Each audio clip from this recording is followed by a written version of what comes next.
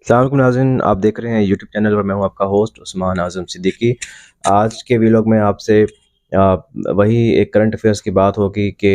पाकिस्तान की सियासत में और पाकिस्तान के हालात में क्या चल रहा है। नाज़रीन, मैं आपसे ये व्लॉग इसलिए करता हूं करंट अफेयर्स पे या पाकिस्तानी हालात पर, क्योंकि मैं भी एक आम पाकिस्तानी हूं और बहुत सारे लोगों की तरह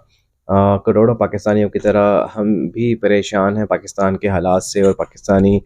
इस कल्चर से कि पाकिस्तान में एक अदम बर्दाश्त का और एक ड्रैकोनियन लॉज़ बनते जा रहे हैं। बात करने पे उठा लिया जाता है और ट्वीट करने पे मारा जाता है और बहुत सारे मसले मसाइल पाकिस्तान में जनरेट हो गए हैं, जबकि मुआशी हालात से पाकिस्तान के नंबर्स जो हैं वो बहुत थोड़े हो गए हैं। पाकिस्तानी अवाम जो है एक सदी की सबसे बदतरीन महंगाई का शिकार है और पाकिस्तानी अवाम को आम सहूलियात जो बेसिक सहूलियात हैं, आपके कह लें कि रोटी कपड़ा मकान, ये भी मुयसर नहीं है। और घर लेना घर बनाना ये तो एक आप कह लें कि नामुमकिन सा काम है। तो इस सूरत हाल में हम जब अपने सियासतदानों को देखते हैं या जब हम अपने शराफिया को देखते हैं या हम अपनी इस्टेब्लिशमेंट को देखते हैं कि उनका कोई ध्यान नहीं है ख़ास पाकिस्तान के लोगों पर और पाकिस्तानी अवाम पर, उनका कोई ध्यान नहीं है, तो यहाँ पर कोई पुरसाने हाल नहीं है। तो लिहाज़ा आपको मैं बताता चलूँ कि मैं एक सहाफ़ी हैं, एक बहुत सीनियर सहाफ़ी जो कि अपने आप को बाबाए जमहूरियत भी समझते हैं या और बाबाए सहाफ़त भी समझते हैं और वो समझते हैं कि शायद पाकिस्तान की सारी इन्फॉर्मेशन उन्हीं के पास है और किसी के पास नहीं है। मैं उन्हीं के कॉलम की बात कर रहा हूँ। उन्होंने फरमाया कि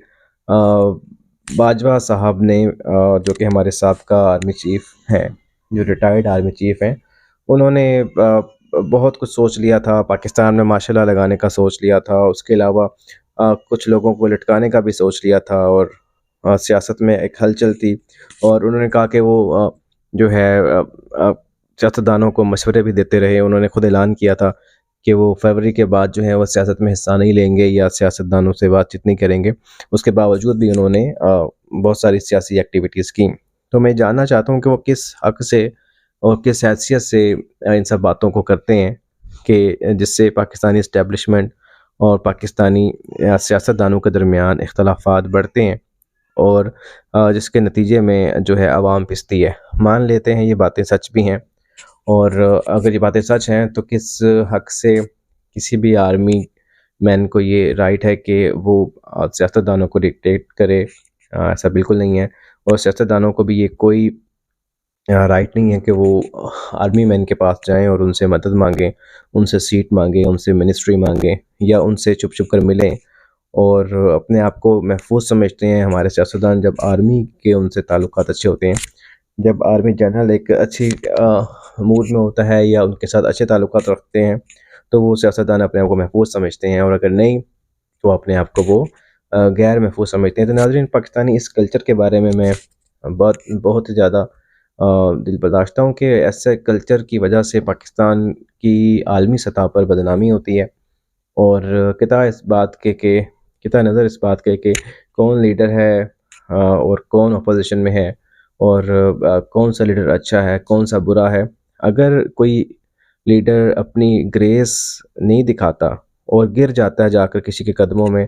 और कहता कि भाई मुझे आप प्राइम मिनिस्टर बना दो या मुझे आप वज़ीर बना दो, तो वो लीडर भी क्या इस मुल्क के लिए तरक्की के रास्ते खोल सकता है, जो कि खुद इस काबिल नहीं है कि वो किसी की मदद के बगैर जो है वो हुकूमत को चलाए या बनाए। तो अफ़सोस से कहना पड़ता है कि पिछले 70 सालों में हमारी कोई भी ऐसी हुकूमत नहीं आई जिसने हमारी एस्टेब्लिशमेंट की सपोर्ट हासिल ना की हो, उनसे मदद ना ली हो, उनसे कानून साज़ी में उनको इस्तेमाल ना किया हो, एजेंसीज़ को ना इस्तेमाल किया हो। तो ये एक बहुत ही ज़्यादा दिल बर्दाश्ता पहलू है हमारे मुल्क की सियासत का और हमारे मुल्क की एक तारीख़ लिखी जा रही है। इंशाल्लाह मैं पुरुम्मीद हूँ कि एक दिन आएगा कि जब यहाँ पर एक ऑर्गेनिक क़यादत पैदा होगी और वो उठेगी और वो एक ऐसा करैक्टर और एक ऐसा गट्स शो करेगी कि उनसे सबको सीखने का मौका मिलेगा और हमारी एस्टेब्लिशमेंट भी उनको फुल सपोर्ट करेगी और उनके ताबे होके काम करेगी और वो मुल्क फिर एक तरक्की की राह में एक लग जाएगा और फिर पाकिस्तान यूरोप से और अमेरिका से और तमाम मगरबी ममालिक से, इस्लामी ममालिक से बहुत आगे निकल जाएगा और दुनिया में लीड करेगा। तो इस उम्मीद और इस ख्वाहिश के साथ मैं आपसे इजाज़त चाहता हूँ। आपने अगर मेरी चैनल को लाइक नहीं किया तो उसको लाइक करें, सब्सक्राइब करें और शेयर करें।